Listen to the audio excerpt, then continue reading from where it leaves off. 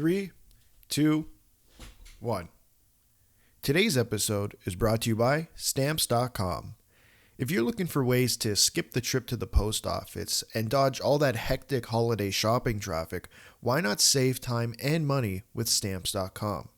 Stamps.com lets you compare rates, print labels, and access exclusive discounts on UPS and USPS services all year long. It just makes sense, especially if your business sends more mail-in packages during the holidays. Whether you're selling online or running an office or side hustle, Stamps.com can save you so much time, money, and stress during the holidays. Access all the post office and UPS shipping services you need without taking that trip. And you can get the discounts you can't find anywhere else, like up to 40% off USPS rates and 76% off UPS. Going to the post office instead of using Stamps.com is kind of like taking the stairs instead of the elevator. Just going up a couple floors? Sure, take the stairs. Walking up 30 flights a day, you could use a break. If you spend more than a few minutes a week dealing with mail and shipping, Stamps.com is a lifesaver. You'll save so much time and money, you'll wonder why you didn't start sooner. Save time and money this holiday season with Stamps.com. Sign up with promo code POD for a special offer that includes a 4-week trial, free postage, and a digital scale. No long-term commitments or contracts. Just go to Stamps.com, click the microphone at the top of the page, and enter code POD. P-O-D. Lads, we're back. Yep. Guys. Hey, we have 4 screens today. We've been teasing it for a while. The stars have finally aligned. Patrick, how are you, man? Welcome to the show. It's great to see you. I'm great. Thanks so much for having me on. I really appreciate it. A lot's happened since I reached out to you a week ago. We were just talking about that before the show, how it was just one little thing, and then since then all the dominoes have fallen. So thanks for having me, and I'm excited to be here. No worries, man. And yeah, as Patrick says there, we talked before Gordon spoke, before Molson spoke, before before Trevor Timmins and them were fired. We talked before Mellanby stepped down. So I think before it would have just been screaming a lot about the way the Canadiens are playing.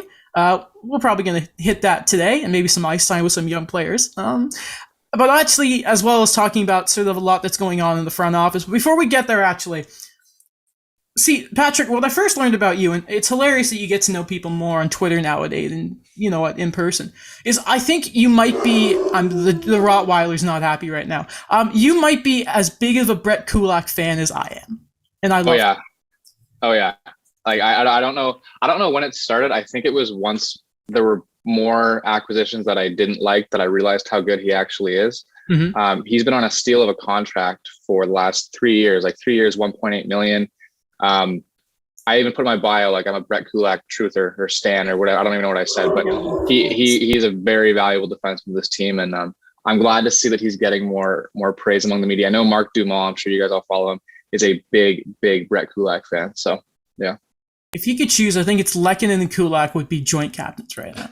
I popped off so much last night when Kulak, same shift, scores and gets a fight. What a beauty. Yeah.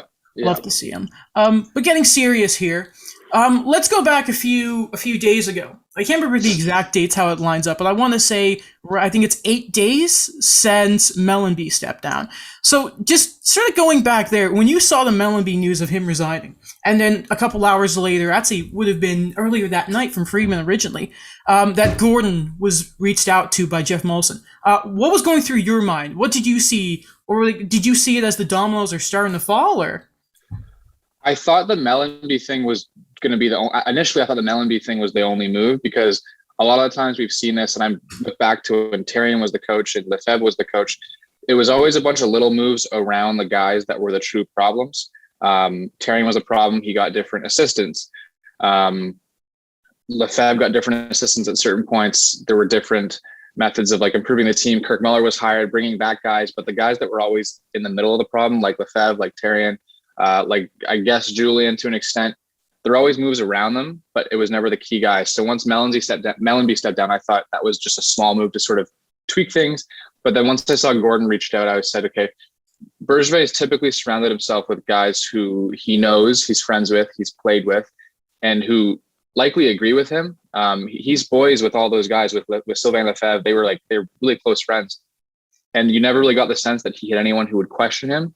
And you can kind of tell that by the way he handled the media. So then once I saw Jeff Gordon's name, I thought there's no way Gordon can exist with Bergevin as well. There's no way those two can work together. And that's when I thought, okay, things are definitely going to change here. And I think I probably thought Timmins would have gone first, but then I was walking with my friend downtown and my phone just blowing up. And I said, okay, all three of them are gone. So I think it's the right move. And I think Jeff Gordon's a pretty brilliant hockey executive. He essentially built the Bruins. He acknowledged what the Rangers were when not a lot of people could. And, to do that in a big market like New York is extremely difficult. So I think they got him at the right time. And Jeff Gordon shouldn't have been dismissed last year. I know they said it's unrelated to the Wilson Panarin thing, but it's pretty much related. So getting him, I think, is huge.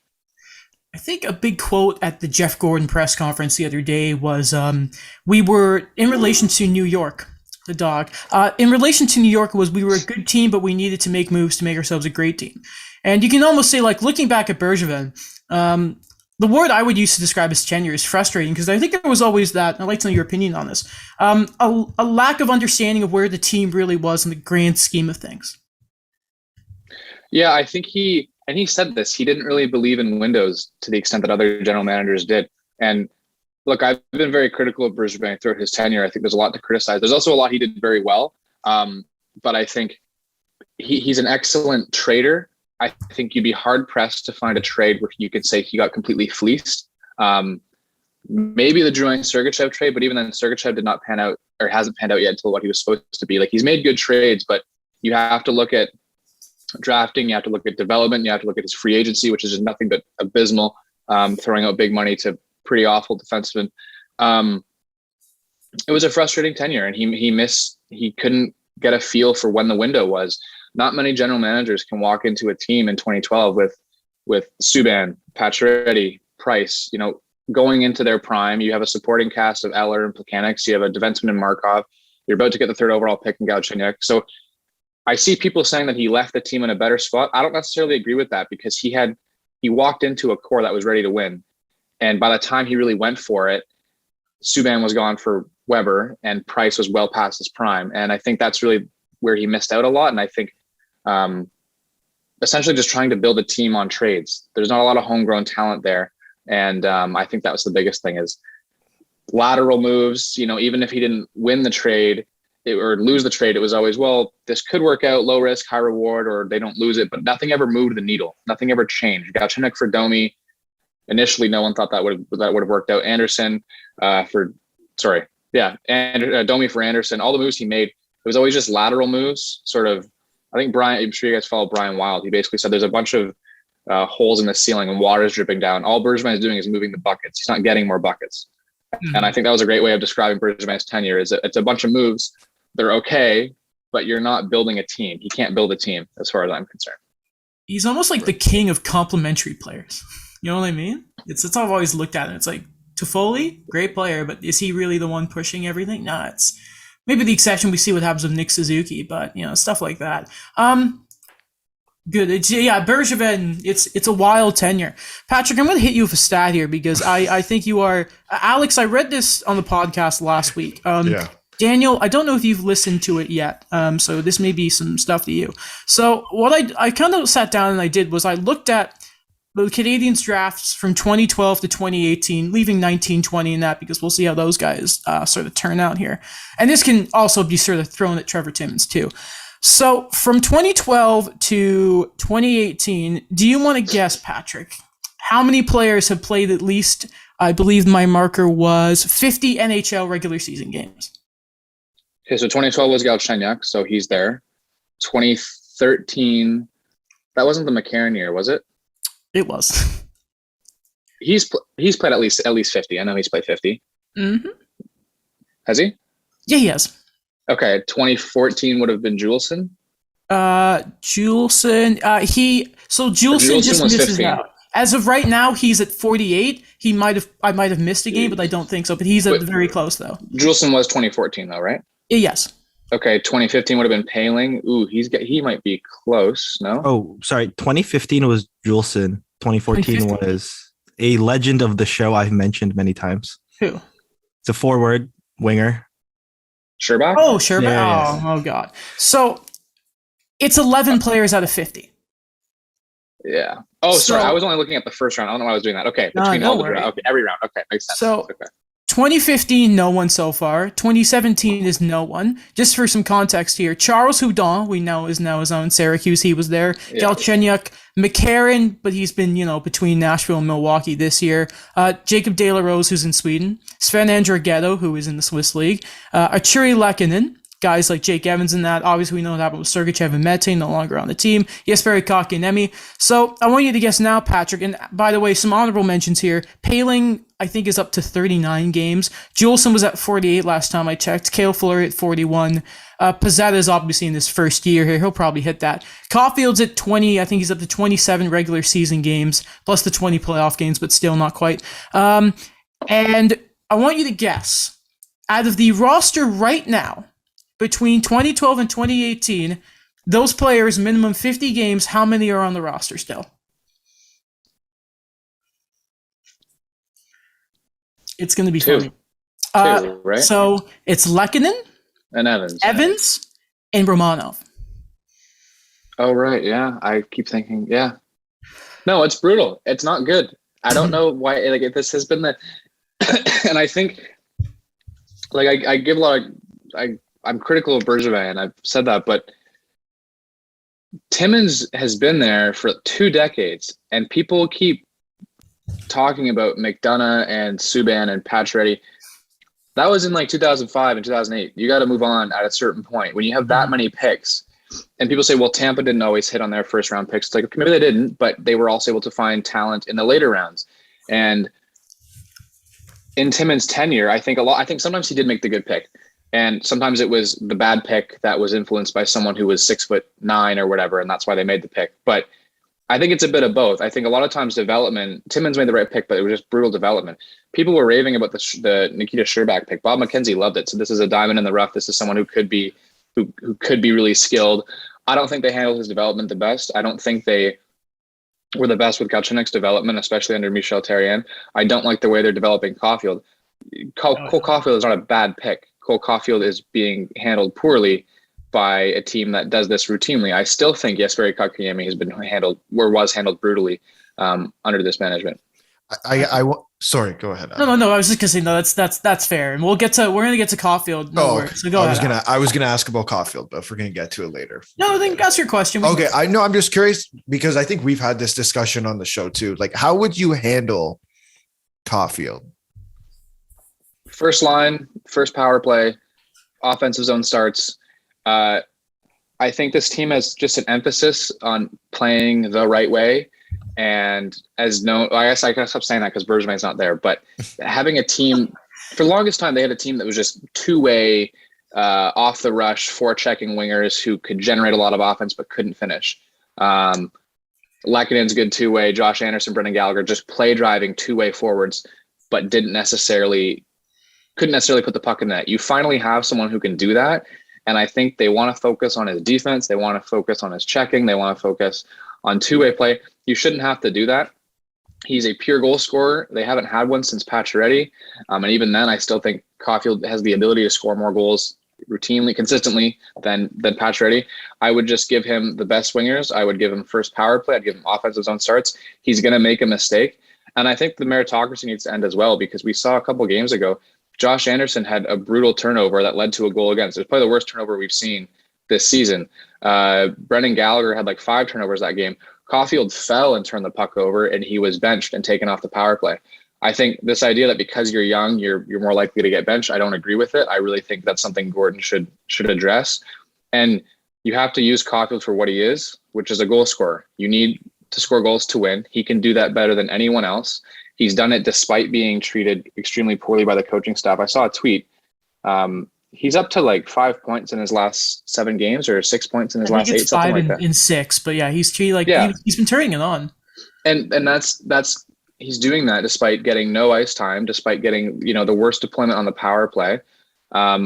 I think, I'm not comparing him to Patrick Kane, but Patrick Kane can't play defense, but they don't care because it's Patrick Kane and he's going to be offensive. That's how it should be with Caulfield. And I just think for the longest time, Montreal doesn't know what to do with those players, but use him for what he is, and that's a goal scorer. And I think hopefully they start to do that, because of all the talents to ruin and that they have destroyed over the last decade, this would be the worst one. And I really hope they figure it out. It sounds like they're trying. It sounds like they're trying to do what John Tortorella did with Patrick Laine. I was about to say that. Yeah. I remember last year the quote came out where he's like, "Yeah, we want him to be a really good power forward." He's not a power forward. Like, the guy can shoot at the puck. So his ice time lately. So last night, here's what's really annoying, right? Is it feels like the last few games, the time that the power play has been at the least bit. I don't want to even use the word working, because it just doesn't work. It's been when Caulfield's actually been able to get the puck, and I mean, we look at that Suzuki goal. That unit was great, but you look at the power play plus overtime. If we consider that, I think he had 2 short shifts. We'll get to overtimes. But he played a flat 13 minutes last night.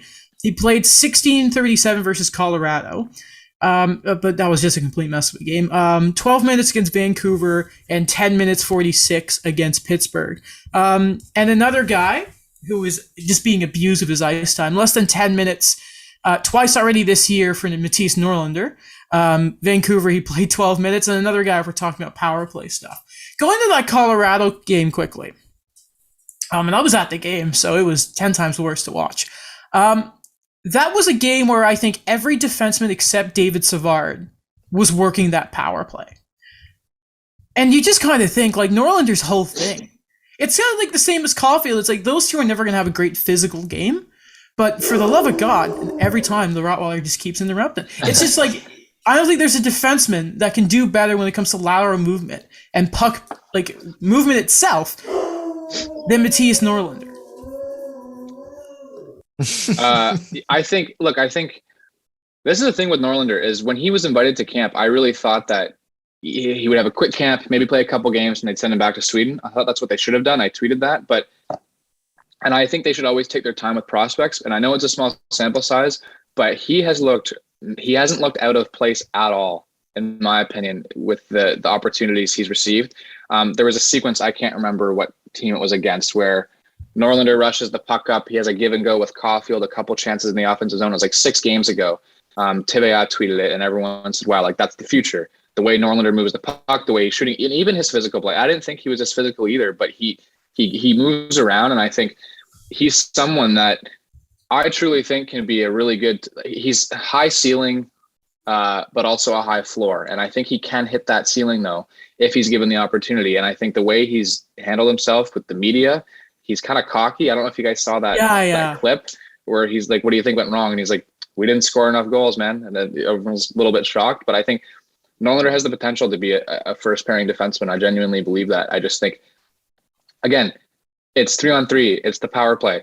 Get your offensive defenseman out there who can skate. Get your offensive forward out there who can shoot and generate something. And we've seen it, little glimpses. No one else can do what Norlinder does. And I think it was, I don't know if you guys follow Hattie K Scouting on Twitter, but he posted some clips of Norlinder just doing some movements and stuff. And I said, they're not even that impressive. We're just excited because no one else on Montreal can do it. And I think I hope to see the more Gorton's involved in the team, that those guys get ice time. But I know there's also like an SHL disagreement thing happening, right? Did you see that? Yeah. So first off, if anyone wants a really, really good follow with like Habs prospects, especially in like sort of Scandinavian leagues, at @Zeb_Habs is great for that stuff. So for those of you who aren't aware, apparently there was a cutoff date when it comes to transactions in the SHL, and that on December 1st. Apparently there is some sort of board of governors meeting the 8th or the 9th that may sort of rectify that, and maybe Norlinder will go back there. There's some stuff about compensation, financial stuff that the NHL wouldn't want. I'm not completely clear on it, and a lot of it's in Swedish, which I don't speak. But yeah, because you would kind of hope, especially now that Kale Clake's coming in, but that maybe they decide what they're doing. Because I think, again, Zeb_Habs, great follow. I think at the beginning of the year he said that another year in Sweden could change Norlinder to either like this great offensive defenseman or Eric Gustafsson. and you're just kind of like, okay, we've been through that, so let's not do that. You've mentioned his name a few times, and he's the big main event here. Jeff Gordon. Now, I saw you tweet about this, and I couldn't have agreed. You put it perfectly. It was more to do with what I think first Jeff Molson's, but I think you can apply it to Jeff Gordon's press conference as well. I don't think this city has seen a more refreshing pair of press conferences in a decade. Yeah. I look back to, I was always a fan, and I think when I really started getting into it was probably once Jeff Molson took over from George Gillette. I think it's George. I don't remember his first name. And that's when the new era with Therrien, Bergevin, Lefebvre, all that stuff. And I remember watching those press conferences, not knowing much, just believing that it would have been good. But I didn't really know anything about it. But then once I saw that press conference, I realized how bad Bergevin's press conferences were, how bad the Molson, Therrien, Bergevin era was. A lot of cliches, a lot of, not a lot of transparency. And I think he was just saying stuff that Habs fans have just wanted Bergevin to say forever, but never did. Speed, skill, an analytics department. Habs Twitter freaked out, and he said analytics. Bergevin never cited analytics, at least from what I can remember. It was always character, grit, leadership, which are important to an extent, but nothing that Gordon said. And I think the way Gordon was, he was just calm. You can tell he's a pretty forward-thinking hockey executive, and he's also lucked out by being with some of the biggest franchises, Boston, New York, and Montreal. I think he knows what it's like to win. He doesn't seem as closed off as Bergevin. I think it was back when Galchenyuk was on the team. Someone asked Bergevin if Montreal had a defensive system that might be hurting Galchenyuk, and Bergevin got really defensive, and he's like leaning forward in the mic, and he's saying, "What are you saying we have a defensive system for? Who does our system differ from? Are we like Tampa? Yeah, Tampa has more offense, but we play the same system as everyone else." And he's just like, he's filling this guy in because he asked a question about defensive systems. Jeff Gordon's not a hostile guy. He's a very calm guy. You could see him on TV when he was doing the draft. Everything he said was just refreshing, and it was stuff we haven't heard before. And I think for the longest time, when all of Habs Twitter can actually agree, I think this is really nice. I think that's a good thing. And so far, I'm really impressed. I want to wait to see who they hire as GM, but I'm very impressed with him. And, just watching him as analyst for the draft, watching him in New York, I think we should be very excited to get a hockey executive that experienced. So what was the situation in Montreal with the analytics department beforehand? Because I think the rumor was a couple of years ago, Friedman, I think it was Friedman, had said that Anaheim was the only team in the league without an analytics department. And then based on the reaction, it seemed like Montreal just didn't really deal with analytics. I don't know. So that's like, if one of you two, I'm just really curious of what the hell the situation was. From what I know, they have, and correct me if I'm wrong here, Patrick, they have a team and they use it like a spare screwdriver. It's not going to be their first option, but they don't have a dedicated sort of team that they really take seriously, I think is how it works. Yeah, I think that's right. I think now that I'm thinking about it, I can't remember a time where he's been asked about analytics or he's commented on a department. I remember I think it was Jay Fresh. It might have been Patrick Beacon. He put out basically all the different departments that every NHL team has. I don't know how they have access to the data. It might be skewed a little bit. And a lot of teams had analytics, mental health, all this stuff. Montreal had very few. And I don't remember seeing anything with regards to analytics. And I know that when Subban got traded, they had Matt Pfeiffer or Pfeiffer, I don't know how to say his name, but he basically did an entire presentation to have his management saying, please do not trade PK Subban. Your transition game will suffer. Your offensive game will suffer. Your defensive game will suffer. Please do not trade him. They didn't listen, obviously. He was let go and then got hired by David Poile a year later. Wow. So I don't know how big of an analytics department they have. Someone tweeted that Bergevin always believed in analytics. I don't think he did. That was pretty reflective in his signings. I'm sure they use it to an extent. I'm sure they look at some underlying numbers, but I don't think, teams like the Avalanche, for example, who are heavily invested into analytics. I'm pretty sure the Leafs are. Well, Dubas is pretty smart, so I would assume he would be. I don't think they have that. So I think that's what I got the most excited about was knowing that he's going to get puck movers, he's going to get a fast team, a skilled team, and have an analytics department, something Bergevin never really uttered in his press conferences. So I hope they build out a good department of that, and I'm excited. And I hope there's more transparency too, because there are a lot of good Habs guys who are big into analytics, and it'd be nice to see them get more recognition and stuff. Just a quick thing, just about the press conference stuff. It's going to be nice that hopefully, if there are press conferences with Habs brass, we know that Arpon Basu and whoever the GM is are not going to go back and forth. I'm going to miss that. But That's right. It's refreshing. And you talk about transparency. I think Jeff Gordon was asked, and he said, if we decide that we're going to rebuild, we're going to be open with the fan base. And Montreal is, I think it has Montreal and its fans have, I think, a bit of an earned reputation for not being patient. But I don't know how many Habs fans there are who wouldn't accept a rebuild at this point. The Rottweiler would as well. The Rottweiler is going crazy. I don't know what. Normally he barks at the start of the episode, but today he's going mad. I don't know what it is. I actually have a question for you guys. So we saw this before when Lou Lamoriello went to the Islanders, fired Garth Snow, and then people asked who's going to be the next GM, and then he said, "Surprise, it's me." Yes. What would you do if, I guess, like Patrick, I'd like to hear your opinion first, but if Jeff Gordon also said, "I will also be the GM of the Montreal Canadiens"?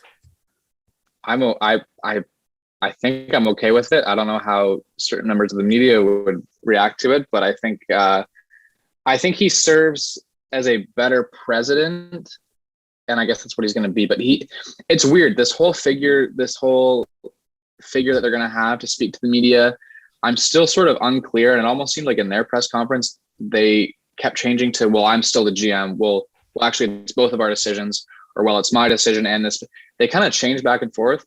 I'd be okay with Jeff Gordon as general manager. I would probably prefer him as president and get someone maybe a little bit younger. I'm a big fan of Martin Madden Jr.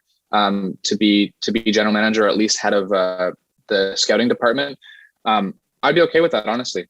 I look at the moves. You can go to his trade tracker on Cap Friendly. He's made great moves with the Rangers, great moves with the Bruins, and I'm okay with that. But I'm trying to reserve judgment until I see who they hire. I've seen a lot of names thrown out there, and of course, the media asks 10 questions about Patrick Waugh. But I think I'd be okay with him as GM. I really am. Adam? So I have some candidates that I mentioned last episode, but now that we got you and Daniel here. Now, some of these are obviously I have Waugh under coaching and GM just for the hell of it, but I think that press conference made it very clear that Patrick Waugh's not going to get hired. I think it was, I think Gordon handled it really well. By the way, side note, I thought he handled that whole conference really, really, and listen, my French isn't perfect. I can get around well enough, but listening to it, you appreciate the effort, but it was oh man, I can tell this is the guy from Boston trying his best here, but you speak about him getting questions a lot, man. He said he was going to learn French. Just leave him alone. Anyway, so some GM candidates. You talked about Martin Madden Jr. I think a lot of people, that's the sort of number one hire. Matthew Darsh is another one people have been talking about. How would you feel about that? I don't know enough about Matthew Darsh. I've seen this. I know he's been working with Julien Brisebois on Tampa. From what I've heard, he's somewhat forward thinking. I don't know enough about him and his work. I know there was an interview, I think you might have tweeted it, where you watched an interview of his, and if it wasn't you, that's really weird. But someone tweeted it. I guess there was an interview that came out, and they thought that he had pretty valuable insight, and he seemed like a pretty forward-thinking guy. I don't know enough about Matthew Darsh. Honestly, most of my research and investment has been towards Martin Madden. But I don't know enough about Darsh. But I'm assuming if you're working with Julien Brisebois, who is, in my opinion, a top 3, maybe even top 2 GM in the league, then I'm assuming you know what you're doing. Mm-hmm. Next, I'm going to put these two together because they are sort of not super experienced. That's Danny Briere, who has been really, really talked about, and maybe to a lesser extent, Roberto Luongo. See if he leaves Florida for go back to Montreal Winners.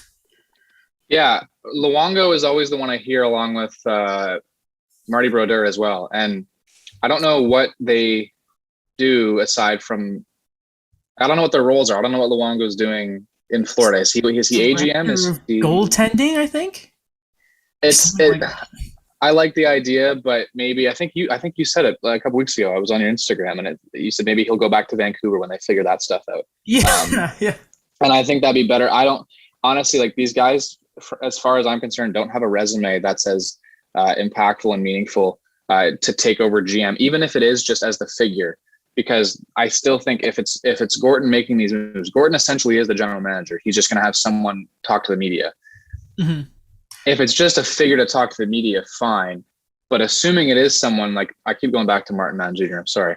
Assuming it's someone like him, you also have a figure who can speak French, but also handle scouting extremely well. So Luongo is someone I'm not really too familiar with. Danny Briere, I wouldn't mind.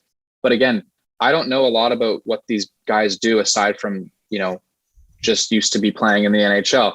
Briere is a very intelligent guy. I know that. Like, you can watch interviews with him. He was a very good hockey player, and he seems to be, I would imagine that he's a forward-thinking guy. He doesn't seem like someone who would overvalue grit and being big and all that stuff. He's a pretty elusive hockey player, and I would hope that he would value skill and stuff like that. And just interviews with him, he's very down to earth and he seems intelligent. But that's all I can really give on Danny Briere, because I don't know. These guys don't have resumes, right? They don't have transaction history. They don't have signing history. They don't have player opinion history. But I don't hate the Danny Briere move. Maybe if it was a GM of Laval or something like that, start him up. But I think of all the guys you've listed, a lot of them seem like generic hockey men. A lot of the, not that you listed, a lot of the rumored guys seem like pretty generic hockey men, except for Danny Briere, who seems pretty forward thinking. So I wouldn't hate that. But again, I don't know what these guys do. So I got to be quick before the Rottweiler goes again. Patrick Waugh, go ahead. Go ahead. Tell us about Patrick Waugh. For the chaos, it would be hilarious. But again, he's someone who can't work with anyone else who disagrees with him. I love his passion. I love what he did for the team when he was playing. He's entertaining. Is he ever entertaining, Patrick Waugh? But there is nothing in his resume that suggests he should manage or coach. Maybe if he coached the team for a week and got them, fired up and got in a fight, that would be cool. But there's nothing about him that I think, and what was his quote? His quote was, "Why not me?" What do they have to lose? What do they have to lose? Thinking? A lot. They have a lot to lose. I feel like if he, oh man, I don't know how he said that and thought that was okay. If that's your first thing is, well, what does this storied franchise have to lose by giving me a shot? You're basically putting yourself down at that point. But it would be funny. But no, it can't happen. Coaching. Also Patrick Waugh. Yeah, same thing. No, he's an intense coach, and he has a shelf life. Obviously, I think for about a month he would probably get the guys going, but after a while they're going to think, all right, enough, relax. And then he quit on them, like he. Yeah, exactly. Go ahead, Alex. No, it was just two other guys I saw. One of them I saw trending on Twitter. I think the other guy, Friedman, brought up on 32 Thoughts headlines last night. One was Kent Hughes, and then the other is Pat Brisson. I don't know why Pat Brisson was trending on Twitter, but when I clicked on his name, it was just all people from Montreal saying he should be the general manager of the Montreal Canadiens. I assume I know your answer based off of the inexperience, but like, what would you, because they do have experience dealing with contracts, right? Like that's kind of their job, but there's a lot of inexperience there as well.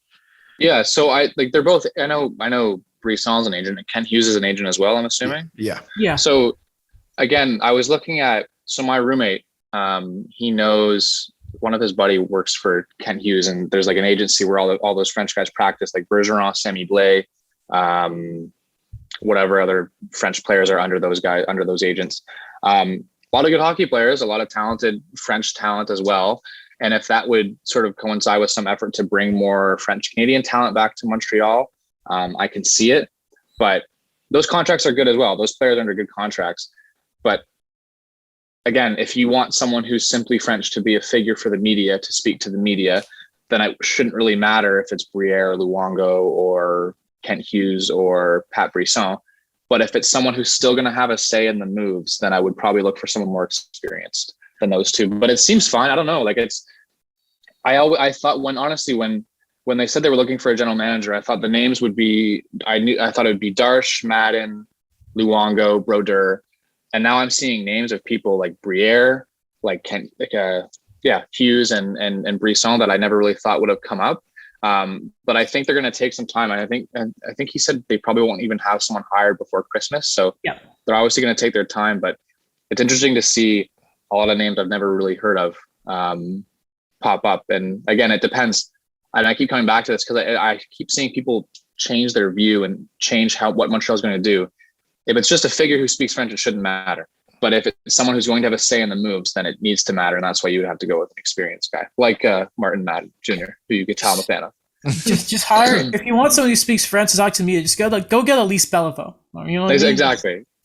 Great. And you know what? And Molson, not Molson. Gordon did say that they might make a hire that's outside the box and go get Chris Letang and Patrice Bergeron's agent. Why not? Exactly. That was weird.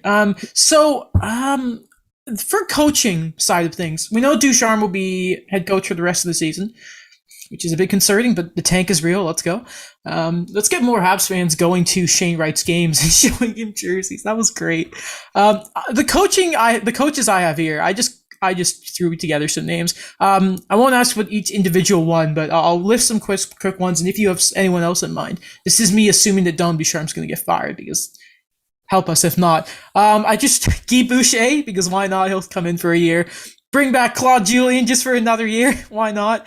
And then two guys I could actually think of. Pascal Vincent, the assistant in Columbus, used to be head of AHL Manitoba, and Stéphane Julien, head coach / GM of the Sherbrooke Phoenix.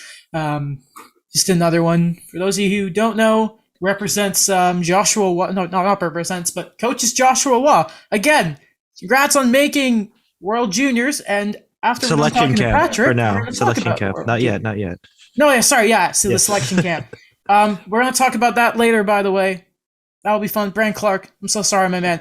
Do you have any sort of coaches that maybe I've overlooked here that you would look at? And caveat, unfortunately, being they gotta be French. I like the Pascal Vincent show. It's Pascal, right?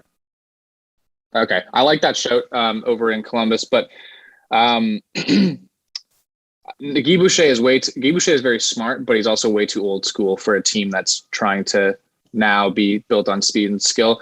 A rumor I saw, and it's very specific, is if Gorton hires Martin Madden Jr., maybe he has a say in bringing Joël Bouchard back to Montreal. Don't play with my heart, Patrick. Don't do it. But at the same time, I don't know if you guys ever watched Habs Tonight, Dale Weiss's podcast. Apparently, there were some issues with Joël Bouchard in Laval, and he wasn't as loved as people think. And apparently, he had a very intense mentality and wasn't always the nicest to the players. Again, I don't know how much truth there is to that. From what I had seen from interviews with him, he seemed really smart. He got the most out of that team every single night. Even nights they lost, they played full 60 intensity, a lot of offense. So I think there's always going to be mixed views when it comes to coaches, but I think he was the guy for the longest time. Even when people were excited about Ducharme, I was excited about Ducharme. I drank the Kool-Aid. I was all for it. But once that happened, people knew that, even if Ducharme stays there for a year or two, Bouchard's still the next guy because he has experience and he seems like someone who has the voice to be an NHL coach, where I think Ducharme probably works the best as an assistant. He's not really a passionate guy. He's never really shown energy, even with the media. Yeah. They'll lose brutal games, and I'm waiting for Ducharme to just snap at Arpon or Engels or someone and just get upset, but he just doesn't every single time. And there's just no raw emotion, which I think we saw with Joël Bouchard. So I'll have to find the link, and I can send it to you guys after the show about some of the issues with Joël Bouchard. But from what I saw interview-wise and Laval-wise, he seems like a great candidate. But again, have to speak French. So I'm looking at Vincent, I'm looking at Bouchard. And then maybe a guy like Briere as a head coach might be different or better than as a general manager. You never know. Mm-hmm. But again, how many French Canadian candidates are out there, right? That's true. And that's always the thing that's going to hold them back. Eh? It's so frustrating. I was trying to explain it to a friend of mine, and I'm like, if you put, and they're kind of a casual fan, but I was just like, if you put, and I said this before the Kyle Beat stuff. So, when I say Quenneville, please keep that in mind. But I was like, if you put like Quenneville, if you put, Barry Trotz, if you put all the coaches in the way, like right there, and then just throw in some random French guy. That they always have priority. It's very, and I think Molson was asked about the French Canadian thing, and he tried to explain it, and it gets the thing to the fans, and an argument for or discussion for another day. I believe you have an article that you pinned on your Twitter that talks a bit about that, so check that out. And by the way, at the end before you go, we'll let you just plug everything we need to plug, but that's worth checking out. So thank you, I appreciate that. no worries. Can I interest you in Alain Vigneault though? I'm just Alex. No, don't do that. He'd be he finishes the Triforce of coaches coming back. That's in true. The early Oh, 2000s, that's true, right? yeah. So that'd be pretty funny. Rodney Cuddyworth is not coming back. Yeah, No, okay. Unless we want more protests outside the Bell Center, I don't think we can. What's really good, another thing from Gordon I really, really liked was talking about working with young players and the communication. Something I mentioned a couple weeks ago was that interview that Bergevin did in French. It was the one where he's like, I wanted to draft Morgan Riley. He trashed Pacioretty without naming him. And he mentioned that Caulfield was going back for his second year in Wisconsin. And that's how Caulfield found out. I mentioned this because Jordan Harris a couple weeks ago was mentioned to Bergevin in an interview, and he was saying, well, we can't do anything if he wants to leave. And the reason I bring this up is because obviously, for those of you who don't know, Jordan Harris is in his last year in the NCAA, and he can leave. He can be a free agent at the end of the year. The dog is just awful timing today. And I just think it's really important that, and it's kind of amazing that you don't have that much sort of communication to begin with your young players, or it sounds like that's the way Bergevin is. But I feel like something that Montreal sort of missed with their young players is the communication. I was talking to someone, they're like, what would you do if you were taking over the Habs? And it's like, it goes back to that culture as well of the players are afraid to make mistakes. Is you need to really foster these young players, because it's just I like to imagine that. So what, you're 20, 21, Patrick? 22. So 22. So, okay, you and I were 22, Alex 21 now, and then and Daniel a few years. Could you just imagine going back to when you're 18, and then you go, let's say you're an NCAA guy, and you go from going to school I don't know how many classes they really go to, but you know what, being in that environment to then into the world of being drafted. I just think it's really, I thought that was, to me, was my biggest takeaway of they can really open those communication lines with players, because if Caulfield gets sent down, which I have a horrible feeling he probably will be when Paul Byron gets back, I really hope that they say to him, you know what, dude, this isn't on you, because I feel he's getting done so dirty. I think I'm ranting a little bit here, but I was keeping an eye out very quickly for his, first off, he had that 8-second power play shift against Colorado. He wasn't on the 5-on-3 last night. And it just makes you want to pull your hair out. It's so frustrating, man. Moving on. Just quickly wanted to go back. For those of you who just missed the kind of news around the Habs the last couple of days, Josh Anderson's out 2 to 4 weeks. Joins the very long list of players who are out. Gallagher and Sami Niku, we wish them well. Apparently they're confirmed with COVID. I don't think they had symptoms, but they're out for at least another 8 days. And all that. One last thing I want to ask you about, Patrick, in regards to the Habs, and that's I think it would be cool if we all have a discussion here, because I think it's sort of the biggest takeaway. So at that Colorado game, as we know, beside Ben Sherratt scoring a nasty goal on the power play, love to see it, going to get a first-round pick, going to be lovely. Thank you, Toronto, because that's going to happen. Third period, game's not going well. A jersey is thrown on the ice. I think after last night in Vancouver, it's 3 out of the 7 Canadian teams have had jerseys thrown on the ice. Alex, I liked your tweet about let's go 7 for 7 by the end. That was pretty fun. It turned out it was a Sergei Kostitsyn jersey. First off, who buys a Sergei Kostitsyn jersey? Wow, throwback. Yeah.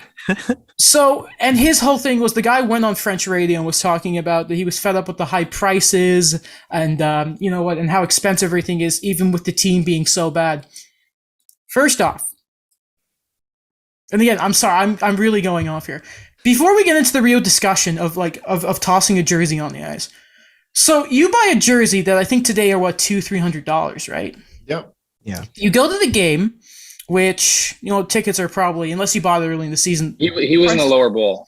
So he's still paying a significant amount of money. Okay, he's probably had 1 or 2 of those expensive beers or something. I think if you get a large thing of Coke, it's still $4, right? And you're mad about the money, and you throw your jersey on the ice. Like, how much money did you waste that night? I just wanted to turn to there. But anyway, so the discussion I really want to have here is how you guys feel about jerseys being thrown on the ice. And I'm not going to go off about my opinion because I've been talking too much. I'll do it once you guys are done. And I'll start with you, Patrick, and Ducharme was asked and he was still flat about it. You know what? I have a lot of respect for that jersey, and Suzuki thought it was one of his. It's just your opinion, especially when it's the Habs logo. You know what I mean? Like, what did you think of the jersey toss? Well, real quick, when Ducharme said, when Ducharme said, I have a lot of respect for that jersey, someone responded and said, I guess we can rule it out being a Cole Caulfield jersey. But no, I don't like it. I don't like it as a general thing. I don't like it, but I like that it sends a message that Habs fans are not okay with what's happening with this team, how it's being coached, how it's being managed, how the young players are being developed. No one likes that. I don't think you should throw a jersey on the ice. It's also dangerous. It's a waste of money. You can donate a jersey. You can do literally anything else with it. I don't like the act of doing it, but I don't hate what it represents, if that sort of makes sense, which is fans are upset. Fans are tired of the same thing. And that kind of ties into the rebuild discussion, which is, again, people seem to think that Montreal can't handle a rebuild because we're impatient. I don't know what we've been doing for the last 30 years. Nothing has really changed.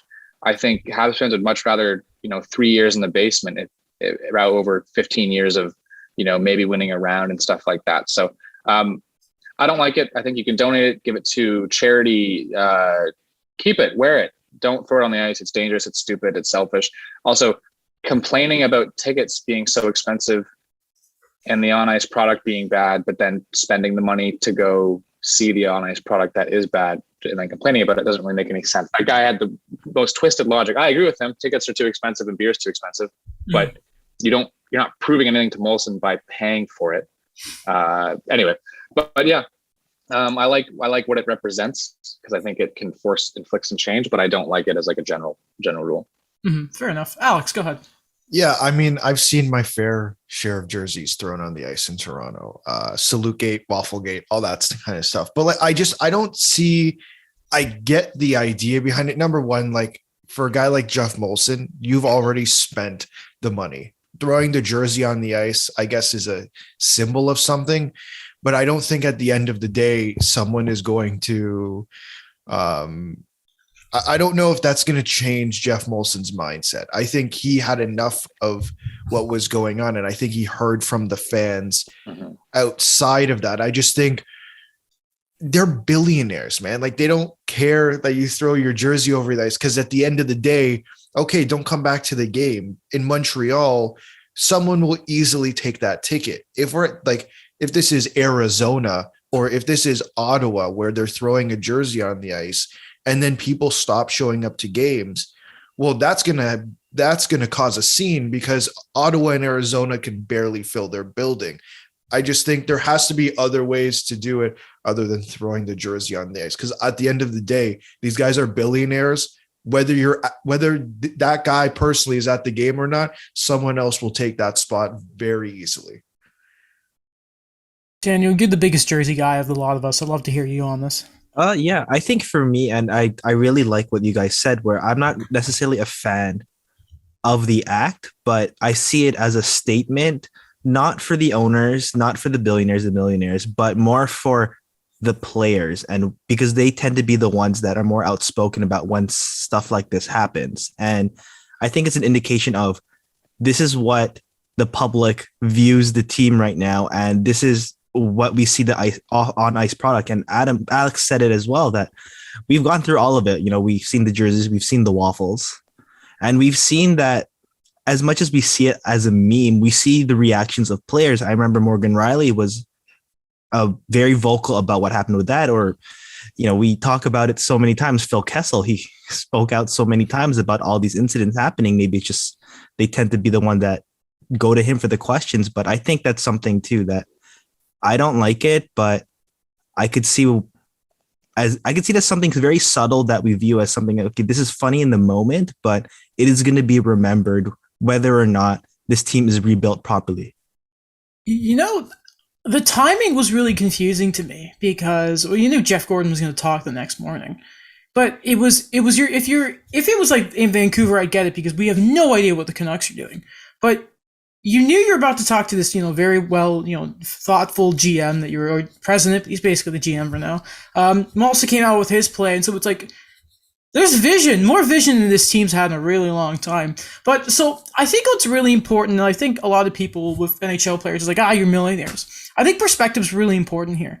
So I was thinking about this a lot last night because right after the game, I was really mad when I saw it. And so I was thinking about it a lot. And I thought, if you're, let's say, Nick Suzuki, because he thought it was one of his jerseys. And first off, just again, why are you getting a Sergei Kostitsyn jersey back in the day? At least get Andre, you know what I mean? There's good players. Oh, Sergei. But so, because players, I think the Habs, is as poorly as they're playing, I don't think they're giving up games. They're just not well coached. And there's so many problems with the roster that we didn't even get to today. And maybe we can have you on again, Patrick, to really sort of go through that. But, if you're them and you feel this, Montreal's a market where you can feel it on the players. They go home and they're not just feet up, let's go tomorrow, boys. Especially with the traffic in Montreal, it's going to be a couple hours before they get home. And I just kind of think the mental thing of that. I get that fans are upset in that. I'm never going to throw a jersey on the ice, for example.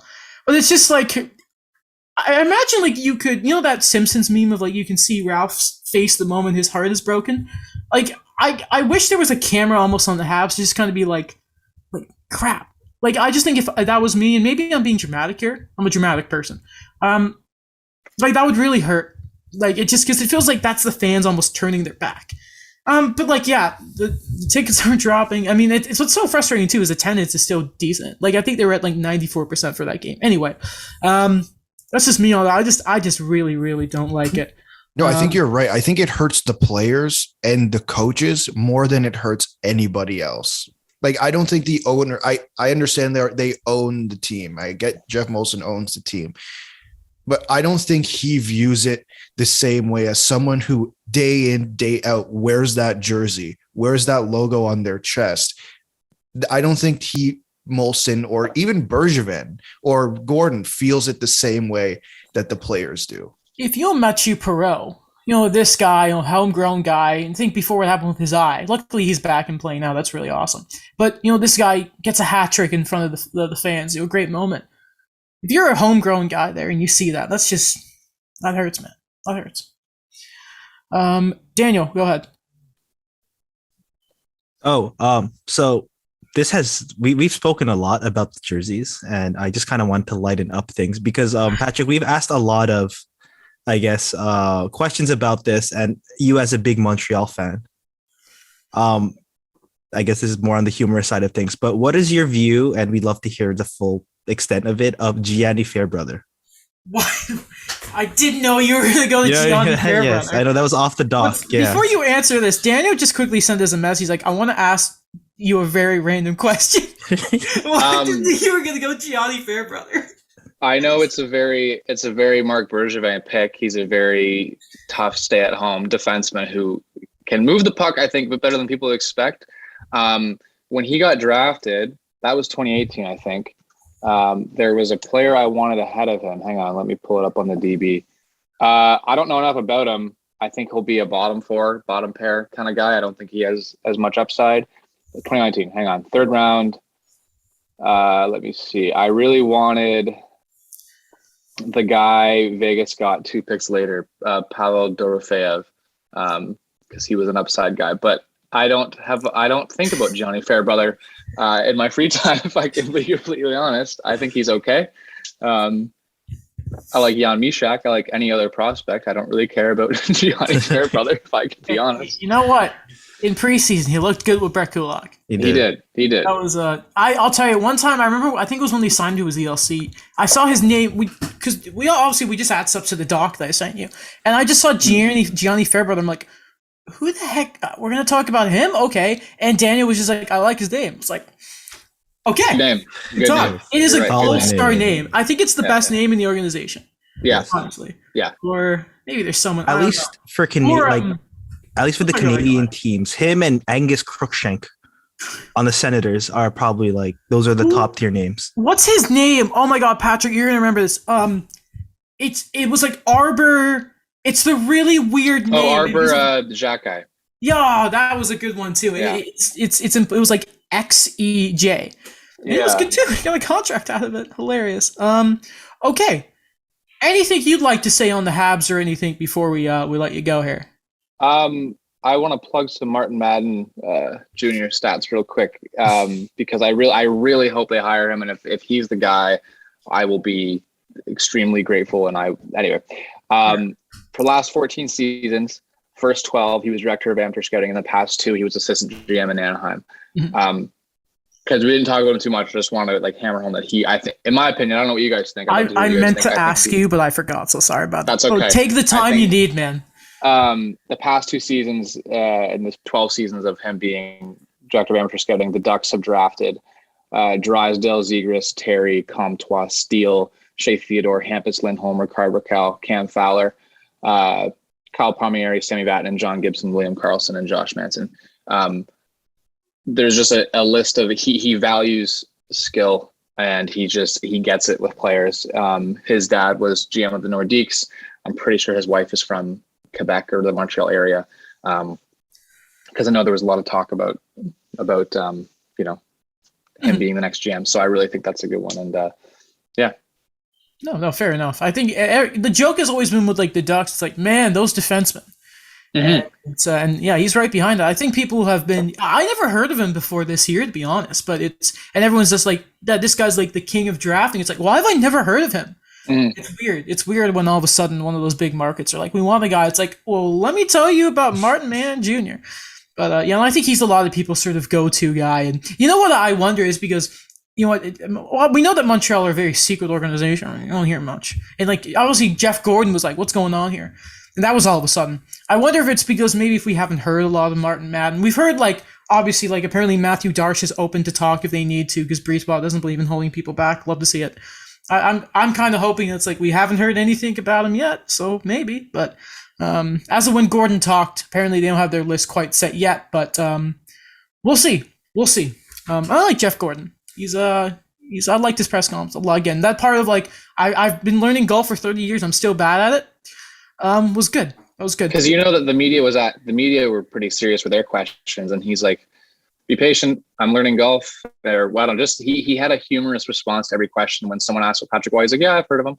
That was great. Yeah, little comments. I think he knows that it's a pressure. It's a microscope. It's a bunch of pressure in Montreal. And I think if there's one person who can handle it, I think Bergevin did a good job with the pressure as well. To an extent, I think the overall pressure, he did a good job with media pressure.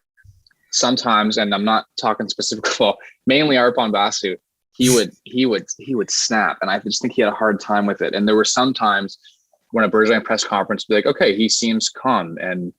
But I also think him never caving to the pressure also served as a weakness. Always saying, well, I don't want to sacrifice the future. I'm not going to trade a first round pick. I'm not going to go all in. You never know what can happen. Make the playoffs. You never know what's going to happen if you go all the way, all that stuff. I think that served as a strength and a weakness for him. But as far as Gordon, I think he's been in all the big markets. He's done this for his career. He's not someone that I think will snap at the media. I don't think he'll get upset at Arpon Basu as much as Mark Bergevin did. If he did, then maybe Basu needs to figure out his questions. But I love Basu. He's my favorite reporter. But I like what I'm seeing, and it genuinely feels like a fresh start and finally something that everyone can agree on and look forward to. And I'm really pleased with it. 5 words. I hope I counted this right quickly in my head. That will define Mark Bergevin. I'm not mortgaging the future. Yes. And all of them flamed out. All right. Wait, can I ask a question to both of you, I think? Is there still any Mark Bergevin lovers in Montreal? Yeah. Yes. Yeah. There's some. Plenty I don't want to. Okay. No, I don't want to flame some of the people on Twitter, but there are a lot of people who had a big obsession, and he had good qualities. He wasn't awful. He wasn't the worst GM ever. He made some good moves. Yeah. But can he build a team? I don't think so. I think he'd be a flawless assistant GM. But you're running my favorite team. Do a better job. Right. Exactly. Are there any journalists that I should look out for who are pro Mark Bergevin?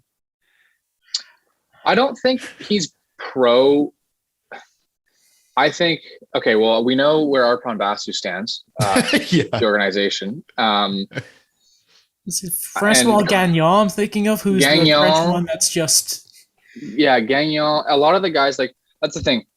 The journalists I really pay attention to, it's mainly Arpon Basu and Marc-Antoine Godin, the two athletic guys in Montreal. Those are the guys that I look to for information and quotes, and I think they're not always objective, which I think is a good thing. Like, I think Arpon Basu's kind of given up. He tweeted something when Anderson had that turnover. He said, "Oh, Josh Anderson thinks he has a teammate there. He didn't have a teammate there, and now the other team scored. Way to go." Stuff like that. I think it's kind of funny. As far as pro Bergevin, I think Eric Engels and him had a good relationship because they had a lot of interviews together. And I think that's someone who has a more of a difficult time criticizing the organization. But then there are always guys on TVA and like RDS who are like fringe guys who, you know, I think it was Norman Flynn who wanted Suzuki and a second traded for Wayne Simmons. Do you guys remember when that was a thing? What? There was some, I'll see if I can find the clip. It might not have been Norman Flynn, but it was someone on RDS or TVA who proposed a Suzuki for Simmons trade because Montreal was a small team. So when he was in New Jersey? When he was in Philly. No, because Suzuki wouldn't have been a Hab. Yeah, when he was in New Jersey then, I think. Yeah, man, New Jersey. New Jersey should have just taken that off. Yeah, exactly. Yeah. I think that would have been it. I think I would have cut the tie. That would have been it. Yeah. Since he off that Nashville stint, he was like, he's going to fix the net front thing for the power play. And I don't think Nashville had scored on the power play for the rest of the year or something. Yeah. So I'm hoping just, we all want them to lose. They're not making the playoffs. They need to finish top 10 to get that pick, I think. And my roommate tweeted it last night. He's in the same program as I am. And he just said, like, everyone wants them to lose. No one wants them to win at this point. We need a high pick. Even if it's not Shane Wright, there's Simon Nemec, there's Savoie, there's a bunch of other players, but lose and play the young guys. That way it's exciting for the fans to get a glimpse at the future. Play Norlinder on the power play, play Caulfield, play Paling, who looks fantastic, by the way. I've not mentioned him. He's been unreal.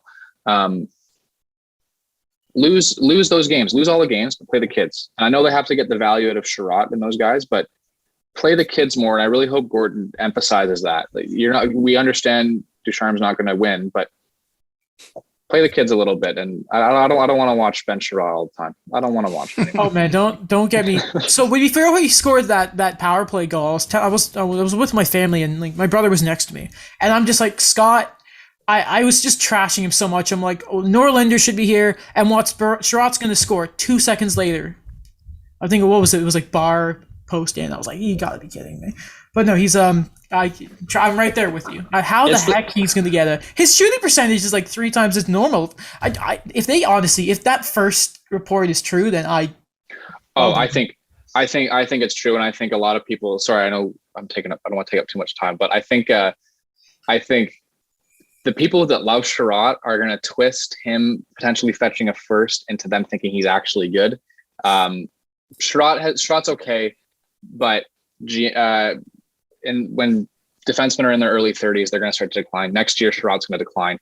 The Sherratt from last year, the Sherratt from Winnipeg is the true Sherratt. This is just contract year. You know, he's going to get a first. I would almost guarantee he gets a first. And I think that would probably be to Edmonton because they need some help on defense. And again, we know how Edmonton's management is. I think if Edmonton was smart, they should look at Brett Kulak because he's from Alberta and he would actually add some mobility and two-way value that Sherratt couldn't. But I think if I were to bet, I think Sherratt's going to Edmonton for a first easy. And if Edmonton gets bounced in the first round, that first is like 18th overall that Montreal adds. So it'd be interesting to see what they do. But I think it's all, but I think he's gone. He's gone for sure. I can't handle any more Ben Sherratt. Man, seeing him 3 shifts in overtime, and it's just like, man, Norlinder's just dying. Anyway, it hurts, man. It hurts. All right. You've been very gracious with your time, so we appreciate that. Maybe we'll have you on, before the deadline and just be like, all right, let's evaluate who can go, what they're going to do, and all that type of stuff. Because it will be the most exciting thing to do with the Habs for a while now, or probably when they do the GM thing. But it's. I was so mad. I was nervous during overtime last night. I'm like, Adam, what are you doing to yourself? Anyway. Yeah. Yeah, I think that's it. So again, thank you, Patrick, for coming on. Plug your gut. Plug everything. Go ahead. Open stage. Not much, really. I write the occasional blog or column for A Winning Habit. I had a podcast that I was doing for the past couple of years. This semester got too busy, but me and my two other friends in my program, we do a podcast for Fansided called Take to Take, just a hockey podcast. When we get that going, we'll be happy to have you guys on if you want to come on. And yeah, you can follow me on Twitter at Patrick E. Tallon, Tallon. It's exclusively, well, for the most part, it's just Habs stuff. But yeah, thanks so much, guys, for having me on. I really appreciate it, and look forward to doing this again soon. Pleasure was all ours, my friend. We'll be back in a second. We'll talk about the Minnesota Leafs game. We'll talk about World Juniors. We're going to make fun of those Nashville jerseys because teams just can't get it right. We'll see you in a second. All right, we're back, guys. Again, thank you to Patrick for coming on. Always nice to talk Habs. Great guy, knowledgeable guy. So go check him out. All his Great stuff. Sweaters. Again, that was nice. It was my sweater. I'm still surprised he hit him with a Gianni Fairbrother at the end. I had to. Mm-hmm. All right. A lot of Habs stuff. This should be the last Habs extraordinarily centered. Obviously, we talked about Montreal and Toronto mainly, but if you've been like, God, you're talking an awful lot about Montreal, especially. Yeah, they fired everyone. Yeah, like happens. Yeah. Stuff's happening, man. Oh, great! The Leafs keep winning. What can we say? But we can talk about last night, though, because a wild game against the Wild. I did not mean to do that. Whoa! Hey! I thought Daniel only does the puns on the podcast. The moment I said Wild and I looked at it was the Wild game. I'm like, oh, I've walked right into it. Yeah. Anyway, it was a wild game for. I did it again. Oh my god! It was an insane game. It was lots of action. Lots of ups and downs. So you said, Al, before we started recording, Alex, that so Marcus Foligno's not going to see any action or no suspension. Yeah, that's what Russo said. I forgot his first name. Michael Russo. Not Justin, like I always say. Justin. So yeah. If you missed it, I think it was toward the end of the first period. Yes. There's a bit of a scrum, and Marcus Foligno initially is going off to a line change. He's sitting on the sort of the boards of the bench. Like, his feet are off the ice, but no one has substituted in for him. So technically there is not a line change, but he's off the ice. There's a bit of a scrum. Wayne Simmons is there too. Trying to pick a fight. Wayne Simmons, you know what he's all about. Foligno then gets off of the bench, back onto the ice, and goes after Simmons. So, if you don't know, there's a rule in the NHL that if you do an illegal line change and you go out to start a fight, it's an automatic 10-game suspension. It happened to David Clarkson. There's someone else I was reading it happened to. I can't quite remember. You said Paul Bissonnette last night. Paul Bissonnette, yeah. Yes. So, because it was apparently not a technical, complete line change, it looks like Marcus Foligno is not getting any sort of discipline here. Now, it must be. I'm assuming he's now. Did you guys see the pre-game video stuff? It was all about like his family and his mom who passed away from, I think it was cancer, and how much it meant to. That was a big story in the World Juniors as well. Yeah, for him. So, but what's so unfortunate is I think he's all of a sudden public enemy number one in Toronto because he scores. There was the Jap Campbell stuff, which should have been a penalty, but first off, do you agree with the suspension not seeming to happen? Because I thought that was pretty clear he left the bench. I thought that should have been the suspension at least. I think it's a bit of a gray area because I believe in the rule book, if it's too many men on the ice, if you're in that position that he was in, technically that means you're off the ice. So it's not too many men. So I guess, again, like, it's just a gray area. I mean, I would have said he was off the ice, regardless of if it was against the Leafs or not. I just think he's literally has one leg in the bench. Like, I don't know. Yes, he's not technically, his ass isn't on the bench, but like he pretty much is on the bench. So to me, that would be a suspension. Yeah, I agree with Alex that it is really difficult because when we use I guess what set the precedence for this was David Clarkson. The guy didn't have a shift. He literally just stood up from his seat to defend Phil Kessel. And looking back on that, I remember when that was praising, like, oh yeah, he's bringing back the toughness that Toronto missed. But now hindsight is like, okay, like that was already kind of that was like what's that word again? Foreshadowing. Yeah. What his tenure was going to be like for the Leafs. And it's tough because Marcus Foligno technically was in and out. Like he wasn't completely on the bench yet. It's just, when Clarkson is just the guy actually just jumped off the bench. This is the rule that Elliot Freeman tweeted. So this is 70.2 legal line change. A player who has entered the game while play is in progress from his own player's bench or legally from the penalty bench, penalty time expired, who starts an altercation may be subject to discipline according with Rule 28 supplementary discipline. A player or players who have entered the game on a legal line change during a stoppage of play who line up in preparation for the ensuing face-off and who participate in an altercation shall be penalized under the appropriate rule and subject to discipline in accordance with Rule 28. So it because I guess there was no line change technically, as you guys are saying, there's a gray line, and I think that's what really saved him. Because otherwise, I think Marcus Foligno ain't playing for a while. But it was a while. I keep doing it. I'm so sorry. But what's kind of insane about that game is the Leafs at one point erased a 3-0, not discipline. What am I doing here? 3-0 deficit. I'm just not used to talking because I just got to listen to Patrick talk for a while. Great, and seriously love that guy. If you're listening, hey man, I can't wait to have you back on. But Jason Spezza, first off, Alex, shout out that guy. Who was it? Oh yeah, tell the story here. Producer Clark Monroe. I believe he's producer on the Rod Peterson show. He had duetted one of our clips specifically about Jason Spezza. So shout out to him for doing that. It's the first time that's ever happened. So It's like pretty 2-on-1. cool. Good discussion. Yeah, I enjoyed it. Kind of made happy. our day. I wish I was on that episode, but I'm happy for us. Love to see it. But yeah, it was insane. I almost did at the end, by the way. I'm either saying that or insane. I gotta broaden the dictionary. So Jason Spezza just continues to just be this sort of beacon of light that whenever the Leafs are in trouble, it's just like you wave the Spezza. You know how like there's the bat signal? It's just the Spezza signal. And it's the Italian flag. It's like the power up, you know what I mean? Like where it doesn't last forever because what did someone say? He still has first line skills, just fourth line legs. It's just like that where when you get the power up. Yeah, in like Mario Kart. Yeah. And it doesn't last forever, but you get it at the crucial times.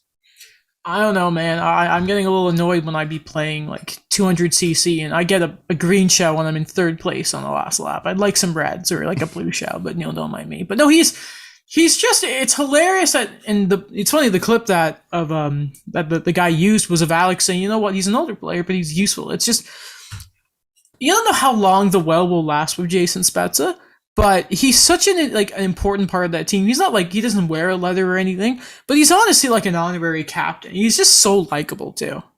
Yeah, and we saw it in again, I brought it up last episode, but we saw it in that documentary, right? I think it was the first episode where he's talking to Keefe about what's going on in the locker room. And like, to me, that is more than just being a guy on the fourth line. Like, I don't know if you go to many other teams and look at their fourth line players, if they're having those type of discussions with the coach. And I think that's why maybe he's not underrated skill wise, but he's underappreciated. I will go with that. Mm-hmm. I think it's like the intangibles that he brings to the team where it's just based on like, salary aside, it's just so much more value than we think of what Jason Spezza gives to this team. It's okay to get a character guy, but it's not important to build your team purely for character. Right. Almost to a point. So it's fine tuning. I don't mean to be rude. I'm kind of maybe going against myself here, but he's almost like a spare part, but he's a damn good spare part. You know what I mean? I like him. I like him a lot. Alex, you don't see last night as a benchmark game. Why is that? It's not that I don't see it as a benchmark game. I just don't think it was this marquee benchmark game that everyone was talking about. I go look. I mean, people were saying the same thing about Colorado. Then just because they lost their goalie, apparently that rules it out. But we can talk about that game. But I went back and I looked in November who they played, and over a stretch they did play Tampa Bay, Boston, and Vegas, and they won all 3 games.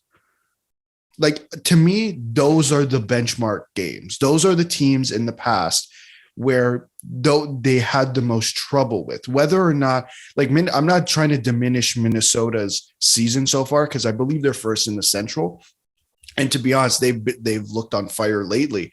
But in the past, the juggernaut teams that we've seen Toronto face, they've always had those issues with the Bostons, with the Tampa Bays.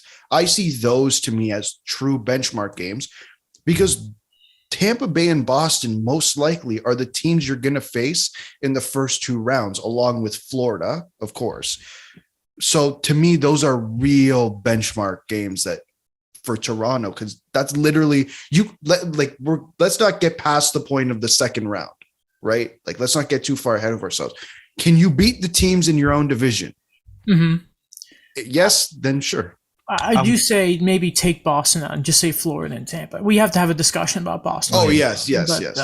Go ahead, Dan. What are you going to say? What I want to see is, it's not a benchmark more so, but I see it as, would Toronto stop the Minnesota train, if that makes sense? Stop the momentum. And I think it's not so much a benchmark as it is a quote unquote special narrative for Michael Russo's point, what he talked about, where we look at a Wild team that we didn't know what they were going to get. And we look at their momentum, like Ryan Hartman's a point per game guy, for example.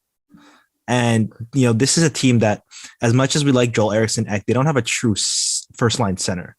Mm-hmm. And I think for me, what the narrative was that, okay, this team is hot. This team is going against a very hot Leafs team as well. Mm-hmm. That we don't necessarily see this matchup all the time.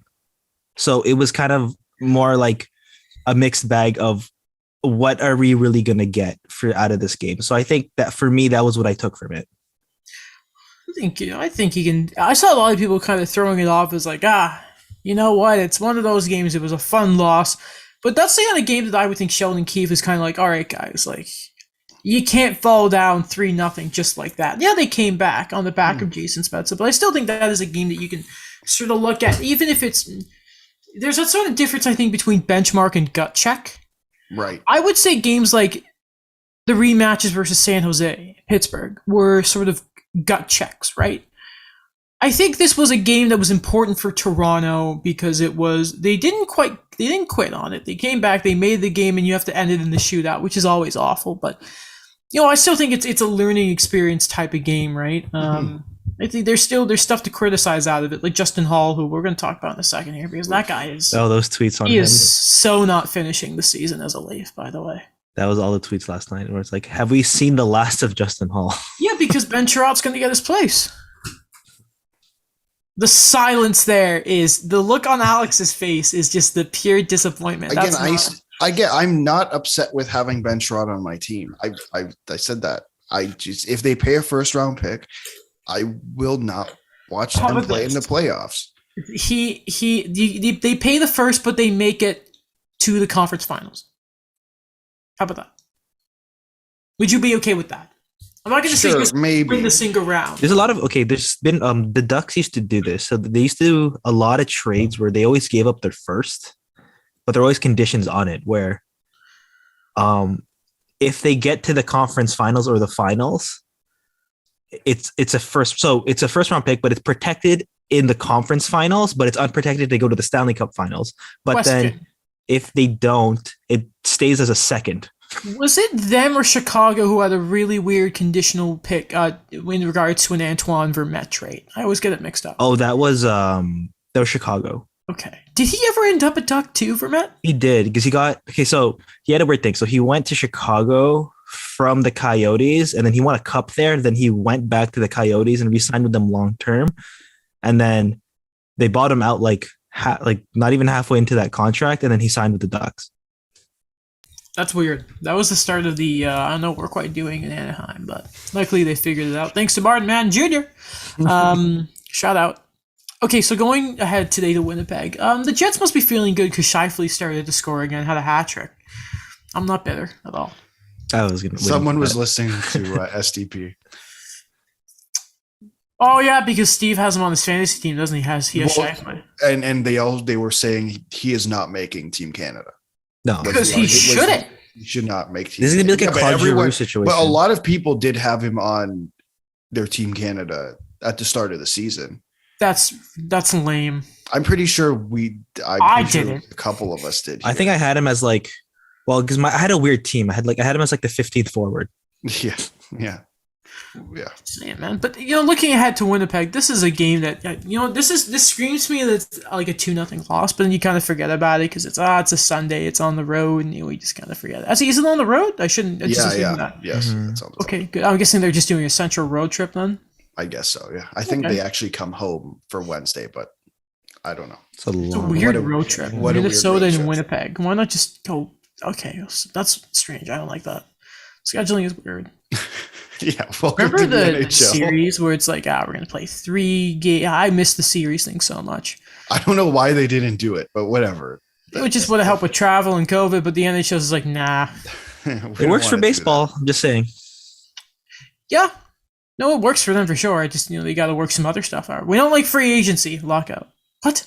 Yeah, it's crazy. Like, okay, this is the one thing I want to say about baseball, but it's just funny where when we talk about lockouts. Mm-hmm. For like the NHL, it's like, the players' contracts, we have to know what we're going to do in terms of revenue sharing. And then for baseball, it's like, let's spend all the money we can before the lockout. That's a weird sport. Okay, so it's confirmed that Joseph Woll is starting tonight, right, for the Leafs? Yes, Woll will start, this is a real test, in my opinion, for Joseph Woll, looking at his past games. Yeah. Oh, is it the battle of NCAA, guys? Is Connor Hellebuck playing? Let me go double check, but I'd assume unless they played last night that he is playing. Safe guess that he is. Most nights, Connor Hellebuck, why not? I haven't looked at Eric Comrie, but I'm interested to see how he plays so far. It's like his third time on Winnipeg? I feel bad. I think so. Yeah. Yeah. Because he got waived like twice in the same year and went back, and I think they sign him or reacquire him. He was in like Detroit for a bit. I remember that where they're playing like 6 goalies. Yeah, no, Detroit need to figure it. Hopefully, Nedeljkovic is the after guy there. Something else we should probably mention that was, I think people laughed at, but it's like, oh no, this guy's actually hurt. So Jake Muzzin and Mitch Marner collide at practice. It looked like a bit of an argument between them. And Marner left that practice, and he didn't play last night, and they're being very careful with him for obvious reasons. The Leafs are pretty well in the standings right now. They can afford to let their stars rest. Maybe other teams should learn from that. So here's the sort of question here is and Jennifer Bottrell was talking about this on the pregame, is sort of the intensity of a practice. And again, I've never played, so I can't put myself in this scenario, but it's practicing as hard as you play. But you sort of kind of question that when Jake Muzzin sort of takes out the second most important player on the team. Third best because Nylander's a better player, but Man, I didn't necessarily see the issue with it. Like, I don't know why it was really that big a deal. Like, to be honest, I think there was a lot of people complaining about it. Stuff happens. Like, I don't know why this is like such a big deal. I think stuff happens in practice, and teammates argue. Anyone can actually name me one set of teammates who have never gotten into an argument, I'd actually be surprised, because it's just so common. Like, people get into arguments. It happens. Like, we've seen so many times, and Adam, you know it as well, that sometimes teammates even fight each other in practice. Alex and I fight each other all the time on the podcast. Yeah. And it's just the nature of it, where these guys are all intense. They all have that competitive nature that they're all going to try to run things in practice that you want to apply in a game, because it just makes sense, right? Like, you'll practice it to the fullest extent before you actually try it in a game. Also, a lot of people were they were making fun of Marner. I mean, it's serious enough where he missed a game. I thought they were being a bit too. And listen, I jokingly have been ripping him. He's like, score on the power play, Nylander's better than you. But it's serious enough. You know what I mean? Like, I get the intensity in that. But if I was Marner and you hurt me, I'd be pretty like, I'd be a bit like snippy snip. It gets practice too at the end of the day. I wouldn't want to be hit by Jake Muzzin. Yeah, no, he's a freaking tank. That's why they got him. He was just doing his thing. And I don't actually mind them keeping him out. Like, yeah, okay. I mean, Steve Simmons thinks it's a benchmark game. Cool. That's where it's okay. Yeah, that's where it's from. That's where it stemmed from, by the way. But again, like the way the team has been playing and the way, if taking out an $11 million player when you have $40 million tied to 4 forwards demolishes your team and the team's confidence, then we really are like, we've seen that in the past. We are in deep trouble. In deep trouble. I mean, playoffs got kind of right. And then Tavares is gone, and it's gone. And that's the end of it. And it was a good time. It was a good time for me, at least. I liked the playoffs a lot. It was so much fun. It was a fun time. And then also they just kind of humiliated Colorado because Jonas Johansson is not a good goalie. It's as simple as that. Yeah, no, he did not look. Pierre Engvall scored a nice goal on him. That's where I drew the line. I'm like, this goalie is not great. You know the confidence I had knowing that it was probably going to be Johansson against Montreal, and then the Habs just didn't test him. So was it Johansson against Montreal? So I didn't get to see Pretty sure that. it was, yeah. I always wondered with him because I remember he had not the best numbers in Buffalo. Then he got traded to Colorado, and then people said, okay, now he has a defense in front of him. But Vogel said he's the worst goalie ever seen. If you can't make it as a goalie in Buffalo, and they just went out and got Malcolm Subban, like, come on, you know what I mean? There's that sense of it's kind of like getting. Sorry to turn it back on Montreal, but in 2017 when they got Andreas Martinson, it's like you got Colorado's 4th line center the year they finished last. Like, what are you doing? It was weird to me. And Colorado, I think there needs to be I need to know what is up with Colorado that every year they just seem to fall to injuries like it's nothing. Like, has Pavel Francouz played this year? No, I don't think so. Like, what happened there? And he's got a contract. He's been injured. Again? Yeah. And it's McKinnon's missed time. It's every year they're right up there with games, like men games lost. Like this year, I don't think they're top 3 because Vegas and Montreal have just been ruined. But because right now it's Makar, Kadri, and Byram. I think Byram, as well. And that was the last minute, And the goal, they always have this weird goalie situation where it's either they have really good goaltending or it's like their goaltenders are invisible, whether they're injured. Varlamov is Vezina candidate, and he's gone. And then they got Grubauer, and Grubauer started Vezina finalist. And then Vezina finalist, and then they let him go and bring in someone like Darcy Kemper, and now Darcy Kemper's injured, and it's like... I called that, by the way. Like, I like Darcy Kemper a lot. It's just the guy's so injury prone. And then on the near anniversary of Patrick Wozniacki of the trade, Pierre LeBrun's like, "Yeah, Montreal could go send Carey Price to Colorado." It's like, why would he say that? That hurt. That really hurt. What was he thinking? I don't know, man. Some other news. I don't think we're going to cover everything today, but Dre Baron, congratulations, the first openly gay official in the AHL history. I think it's his debut is tonight. I think it's a Laval Marlies game. That's really, really cool. There's a 2018 article talking about, I think when he was reffing I think it would have been the ECHL, like his dream is to make it to the NHL. So we're rooting for Dre. You'll love to see it. So congratulations. That was mentioned last night on 32 basically headlines, Hockey Night in Canada. Pretty sweet. And that's, of course, where Friedman mentioned Kent Hughes being a candidate for Montreal's GM job. Also, of course, Jeff Merrick was the one to mention this because he has been talking about Anton Khudobin for years now. Hope he's been good. Ottinger's around, and who knows what's happening with Ben Bishop. But that all of a sudden, Anton Khudobin's the odd man out, and Jeff Merrick saying that Dallas are looking at his market. So, he didn't say it, but we're all thinking it. Hello, Edmonton. Or maybe Colorado, or who else am I thinking that maybe needs a goaltender? So I threw this theory out there that the Penguins would get back Marc-Andre Fleury. So the Penguins, because they're bad, Jari's been good, but DeSmith has been not good, not great. So again, like they're an option, but the thing is, like Khudobin also hasn't been fantastic this year. That might be a symptom of Dallas also haven't been fantastic this year. But I would pick Pittsburgh. I'd throw them in there as well. I was very, very concerned when they signed that contract extension he got, because it was right after their cup final appearance. So you almost have to, like, you feel really, really bad for him or not for him really, because millions of dollars, congratulations. But Dallas kind of had to sign that contract, and oh boy, it is not well. I don't get Dallas, to be honest, with this. No one does, because Ben Bishop's out, and I know he's a young guy still, but you're already giving Jake Ottinger a bunch of starts. Yeah, and they've been careful. And then they go out and get Braden Holtby. Yeah. And I don't know. If it's just for me, I know you have to be careful with it, but at the same time, it's not like a Carter Hart situation where you're getting him like random backups. Like Anton Khudobin was a guy who was expected to, like, you know, take the load off a bit. And so what was the plan? It was they were going to give Ottinger the year in the AHL. They knew Bishop was gone, and they went out and got Holtby. With Ottinger stolen it, and if Holtby's rejuvenated, that's a fair partner, so I get it.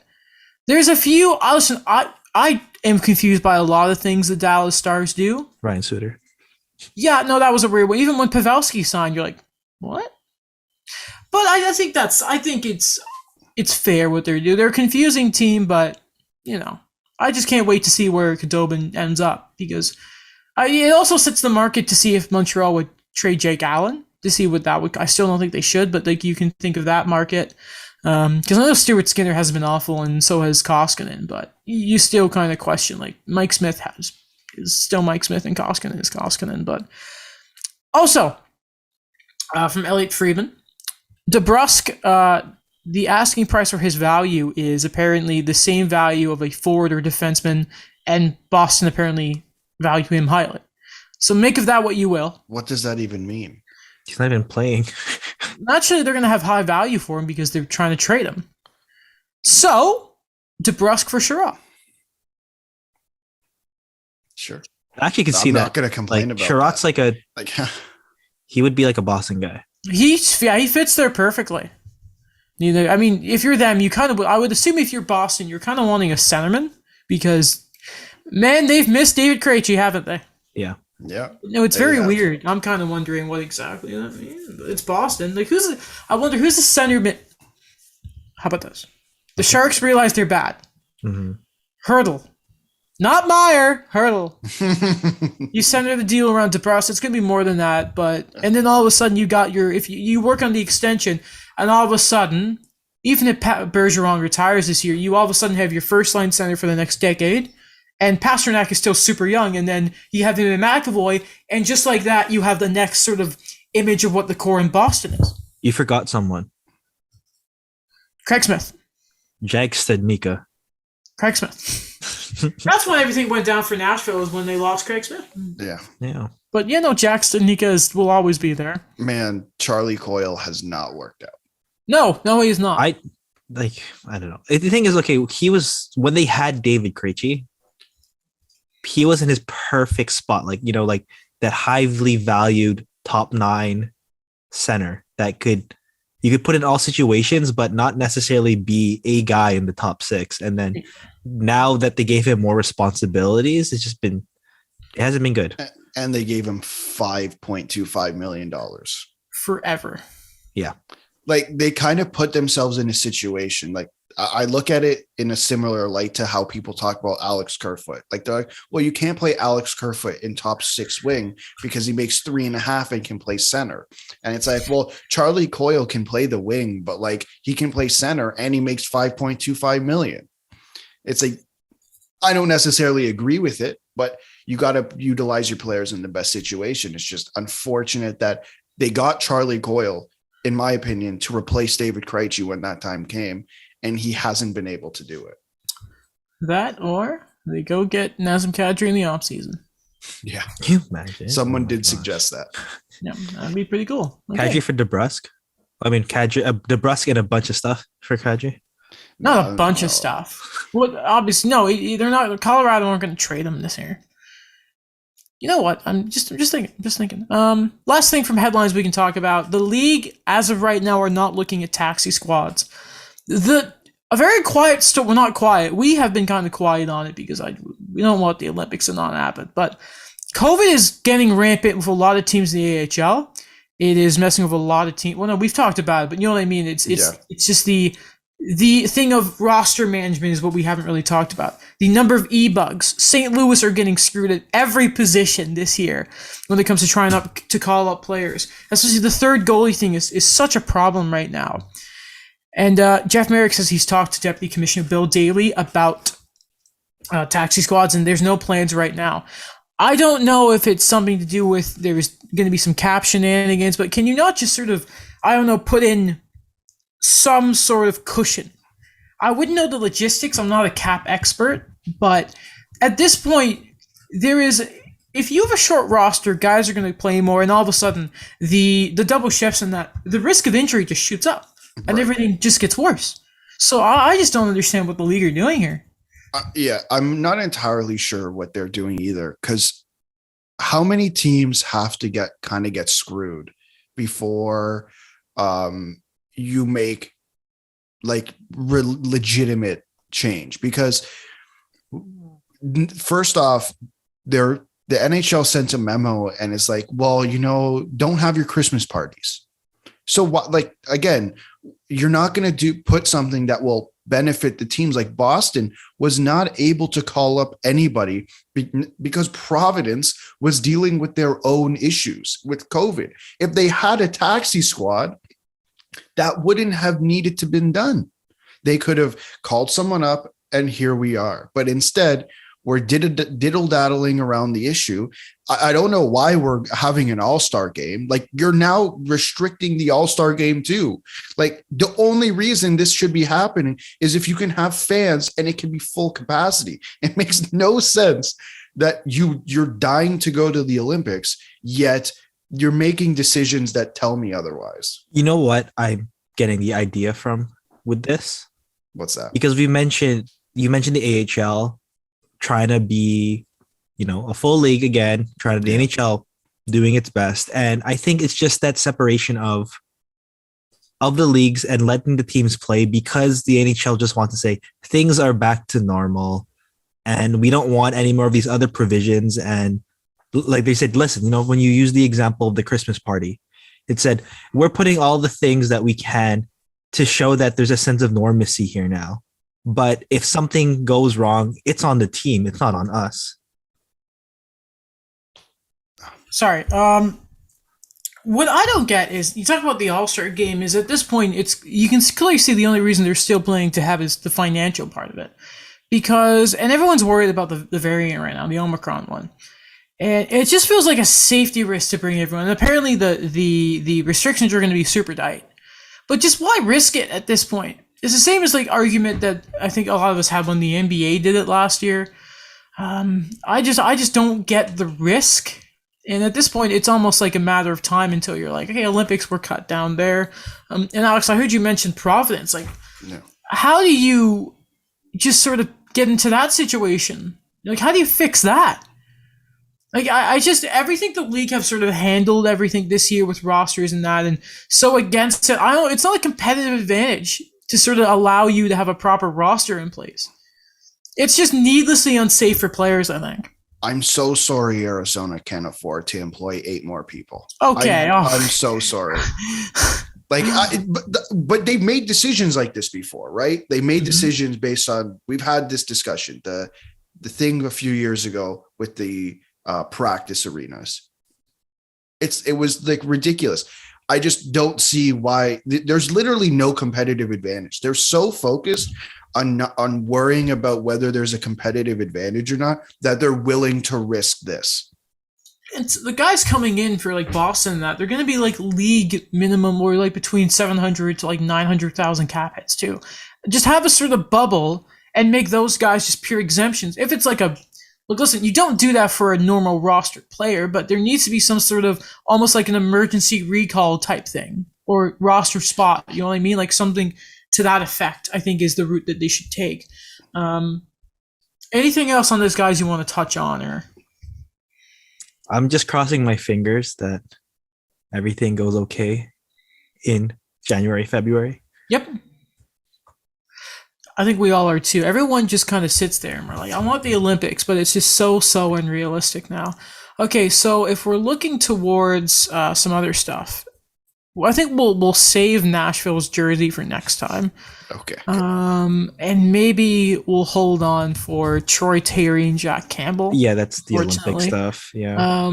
But we talked about Campbell before. I think he's right in there for the Olympic spot. Troy Terry, I wonder. We can talk about it now because Raymond they had to like the Sweden are trying to make an exemption for Raymond, right? Mm-hmm. Because I doubt Troy Terry was on the long list before. Because no offense, but he wasn't sort of in there. So I wonder if now, if you kind of look at everything, would Terry have been on the list to begin with? And if Raymond isn't going to get the shot, then will that also happen with Terry? I just wonder if he just wasn't on the radar. I don't like that exemption. Like, just let them name the guys when you get to a certain point. You know what I mean? Yeah. It's you know what, and you know what hurts me? I don't think it doesn't look like Price is going to play at all in December. So I don't think he's going to make the Olympic roster, but that's a real shame. He is on their list though. I read he 56th is a guy though. An allowed exemption apparently. With like there's stingy, like there is an exemption made for him as opposed to the other two because obviously Carey Price is a much different circumstance and all that kind of stuff. We can also talk about. Okay, Daniel, you're very qualified when it comes to the sort of CHL and all that. Normally, when you get to this time of the year, it's very confusing, and a lot of people all of a sudden become CHL experts. And sorry, since I quickly came back, I'm a mess on the show. My apologies. But everyone becomes CHL experts, and it's like, this guy should be on the list, this guy should be on the list. But even I can tell, and I love your perspective on this, it's very confusing as to why Brant Clark has not been named for Team Canada's sort of camp here for the World Juniors. Yeah, for me, I think it just goes down to when you're making a list and thinking about, like, this is the one perspective I have, is that you're making a list and it's like, we cannot absolutely not get this guy. And it went down to one or two players. And I know it's not a CHL example, but I'll use an Olympic example where Steve Yzerman came out and said that, listen, when it came down to the list, looking at what a complete team was for 2014, it was a toss-up between not just his decision, but the whole management's decision of, are we going to bring in a Jeff Carter or are we going to bring in Claude Giroux? And the only thing that kind of bothers me with this is that when you look at Canada's defense, it's a lot of left-hand shots, and then you left out Brant Clark. Right. And for me, it was a bit confusing. And I know that a lot of the times when we look at World Junior rosters, with the exception of last year, because of all the situations going on with that, and you literally had all first round picks available. It was weird for me that a player like that was left off when he went 8th overall, and he was ranked going in the top 5 or so in the draft. And I looked at that list, and I'm no CHL expert or World Juniors expert, but he seemed to me to be like the best defenseman, and they didn't pick him. If you're going to have one guy do a certain role, if you want to fill out role players beneath them, but if you need to have that one ace, I would assume Brant Clark would be the one ace. Now, apparently it has nothing to do with skill. It's not COVID related. So I wonder if it's like a DeBrincat situation, you know what I mean? When he was like, I don't think it was ever confirmed, but it was like, no, he's tiny. And Brant Clark isn't small. I believe he's over 6 foot, around 200 pounds. So there's a lot to the kid. He's not like Victor Hedman or anything, but it's just very confusing. He's going to be a great player for a long time, but I really get upset when players miss, when they should rightfully miss a sort of golden opportunity like we're going to see here with the World Juniors. That really bothers me. Yeah, like for me, okay, this is the one, I'm going to use another example, is Tyler Seguin did not make a World Junior team, but he was at least invited. Really? Yeah, he was like one of the final cuts during his year. Like at first they thought it was going to be, Taylor and Tyler playing together in the World Juniors. Yeah, because he was supposed to. There was a thinking that he might go first. Yeah, you're saying it was the Taylor or Tyler debate. Yeah, and he was cut. Also, like Reggie Hopkins, like the year before he was drafted, he was also one of the cuts. Was that when they were that very strange 7 or 8, 17, 16 type thing? When it's like, how like Lafreniere was like, he got cut, then he was like 13th forward, and then he was the captain. I don't think he wasn't the captain. I think that was that the guy in Arizona? But sorry, that's not important. But oh, it was Barrett Hayden, yeah. Barrett Hayden, yeah. But he's basically Lafreniere is the king of the North for that tournament. You know what I mean? He's got the flag draped around him, and what a great team that was. Anything else? Sir, who was I forgot to mention him last podcast. Who was the Leafs prospect that was named to the invitation camp? Oh, Ryan Sverberg. Congratulations to him. Pick, yeah. Congratulations to him, Joshua Waugh, Caden Gooley from Montreal, and respectively Toronto, their guy. We're rooting for you. So please do it. Please win. Win. I thought Alex was gonna say Matthew Knees. Yeah, sorry? U.S. Matthew Knees in the U.S. Oh, okay. Leafs' highest pick lately. I forgot last draft was so barren, eh? Yeah. Hey, watch. They're gonna hot take the Leafs are winning the cup. Oh, I don't know why I felt the need. You want to say that? No, they're gonna win the cup. Okay. Take that back. They're gonna. Oh my god! Don't ruin this. I think there's something special going on this year. We'll see that, or I think they're at least making the conference finals. Something screams to me about this Leafs team. They've rebuilt properly, and they didn't show up and publicly say we're done rebuilding like Pierre Dorion did. So now it's CJ, Pierre, and then Adam. I've had some better transitions, but so that wasn't hot take. It's just a hot take that we have to stay with. So Pierre Dorion backtracked recently because at the beginning of the year, Dorion obviously said, "Do you know what, guys? The rebuild is over," and he's now said, "I should have said we have the core pieces together." Oh, I love that. I love that backtracking. Because the Sens, now there's been COVID and all this type of stuff. There's a lot going on in Ottawa. Apparently, there are rumors that Dorion may sell, which I doubted. What? But if you're going to sell, yeah. So Kyle Bukauskas and that there's been news out of Ottawa, and it was mentioned on 32 Thoughts, the podcast, not the segment on Saturday nights, that there's rumors that he may sell. By the way, if you're a fan, if there's any chance Quebec would come back, it would have to probably be the Sens. That's the best chance. It's in that division and all that, so it makes sense. Sorry, you mean Eugene Melnick will sell, or Pierre Dorion will sell? I am an idiot. I met Melnick. Oh, okay. I'm like, okay, that's it. Like they have a couple guys that I guess they can sell at the deadline, but okay, Eugene Melnick will sell. That is big news. I have another update on Ottawa. I'm so sorry. I put everything into talking with Patrick, and I've just lost my mind here. I'm so sorry. It's 8 minutes ago. I believe you guys already saw this. Chris Johnson.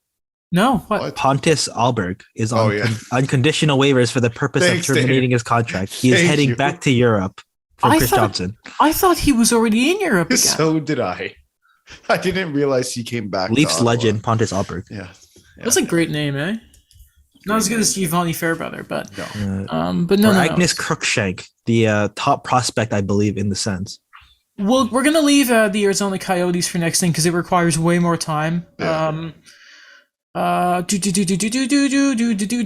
to go from here? Why would the Buffalo Sabres? They need a goalie, so they go get Malcolm Subban. We hinted it with Patrick, yeah. I don't hate this because it's not a great solution, but Buffalo I don't think can afford to give up assets because they're bad to go get a goalie. But I like that at least the team you can sell it to the room as this is a guy as a backup. Went to the Cup Finals behind Marc-Andre Fleury, and he wasn't playing this year because Lankinen and Fleury. I just realized Malcolm Subban got his job stolen twice by Marc-Andre Fleury. Poor guy. Like Fleury lost his job in his last two teams as well. But it's a bit of a nothing move. But I'm happy that Subban gets another chance. And I'm also very, very happy that that Buffalo are at least trying some tweaking. Maybe I'm being a bit too kind as I have been to Buffalo all year. But what do you guys think? It's nice to see the Subans around, even though we're going to talk about PK and his slew footing in a second here. That's not great. I think listen, like for Buffalo, what they kind of needed was they didn't necessarily for their young guys, they just needed a goalie who can keep them in the game for like 40 minutes. Yeah. Instead of what they've had for the last few years, other than Linus Allmark, that would keep them in the game for 20 minutes. Like they just need their young guys to play somewhat competitive hockey. If Malcolm Subban can do that, that's great. They got Ukko-Pekka Luukkonen coming up. I imagine he's going to play some time at some point. One guy I think they might go after, whether it's now or whether it's in the offseason, is Jonas Korpisalo, who has had a weird start in Columbus, hasn't been performing necessarily to the standards he was a couple of years ago. But that's a guy who can keep you in the game for 40 minutes. And if your defense craps the bed, and then you're not in the game anymore. But at least those young guys, Cousins, Tage Thompson, Casey Milstead, they get to play somewhat competitive hockey for a little bit. Wait, two things, Adam. I'm Alex. Did you mean 60 minutes or 40? No, I meant 40 minutes. You meant 40 minutes? I meant 40 minutes. Just to clear that. I kind of agree with you where I was thinking that with the emergence of Daniil Tarasov in Columbus, that maybe Buffalo is going to go out and get Jonas Korpisalo on the cheap. But I kind of agree with this move for now because, they are still in full tank mode.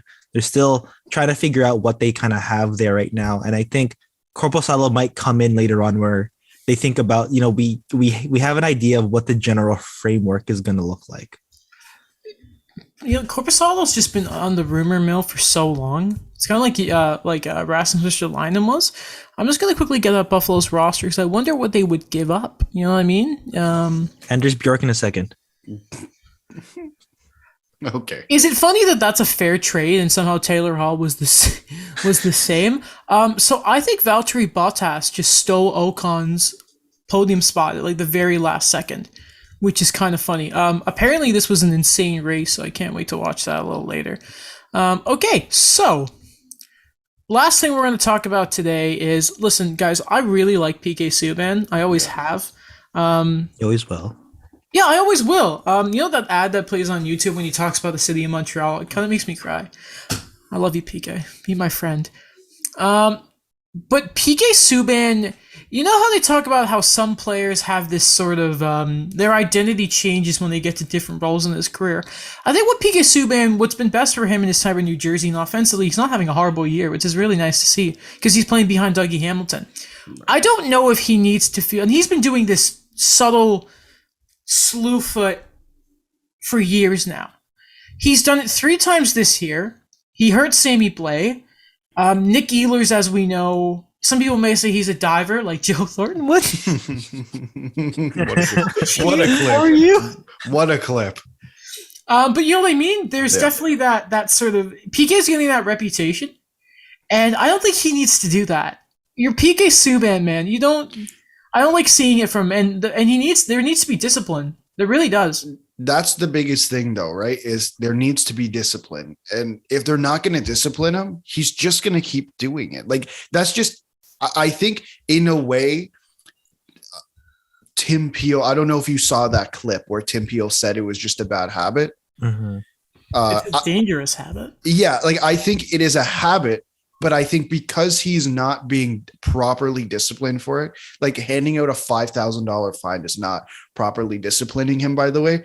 Alex, 11,000. Come on. Oh, sorry. 11, whatever. It's the same thing. Not enough. It should be games, but whatever. Like Brad Marchand just got 3 games for it. I'm about to defend Brad Marchand here. That's insane. Okay. But if you're not going to properly discipline him, then he's going to keep doing it. Like that's just the reality. Whether you like it, why would he stop if they're not going to discipline him? Exactly. Anything else, lads? We love PK, but bad habits require concrete efforts. Exactly. Sorry if we rushed through some stuff to end. It's been a long episode. But we're leaving some important segments for next time. And again, if you're listening and you're like, man, a little less Habs content, don't worry.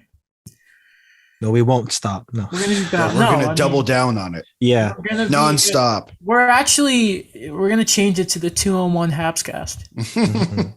We're gonna have Gianni Fairbrother on one day. But no, don't worry. We're gonna. I think I think we got I think lately I've kind of realized, you know what? I think we need to. I think this is on me too. Is like really start digging into the Leafs and really start nitpicking because obviously we can't focus on Montreal. They're still losing for long. So if you're thinking like, man, we love more Leafs content on this dual-sided pod, I think it's an issue we have is, you know, they're like STP, they focus on the Leafs and there's other thing. And we kind of have this weird balance is if you're upset, just think of it like this. The Habs are going to be talked about badly so much this year. And by the time we get to the playoffs, it's all going to be Toronto. So if you're looking forward to that, look forward to that. We'd love to hear more from people who listen to the show. That'd be really, really cool. Again, thanks for the shout out. What was his name, Alex? Producer Clark. Producer Clark, we love you. And again, if you listen this far, we love you. Patrick, again, we love you too, man. We can't wait to have him back on the show. And yeah, I think beside that, shout out to our good friend Mike, who's in New York. Hope he enjoyed the game last night. And for all of that, what do we say, lads? We love hockey. We love the listeners. Check us out on all our social media platforms. We love each other. Yeah, exactly. Love you guys. Check out the shows on TikTok and all that kind of stuff. We love to see it. The YouTube version, all that. Check out my YouTube channel, Alex's blog, Daniel's stuff for CJRU, Patrick's stuff as well. His pinned article on his Twitter profile is really, really good. I can tell you that. So we will see you. Today is Sunday. Yeah. We will see you Wednesday, hopefully. Next weekend might be a little messy. We'll see what happens, but we will be back next episode preview. We're going to talk about the Coyotes are not moving, we think. We're going to make fun of more jerseys. And we will continue to talk about the team and the sport that we love, but sometimes feels like doesn't love us back. Thank you for listening, and we will see you next time. Thank you, The Voice, as always, being a great platform for the show. We didn't forget. Goodbye.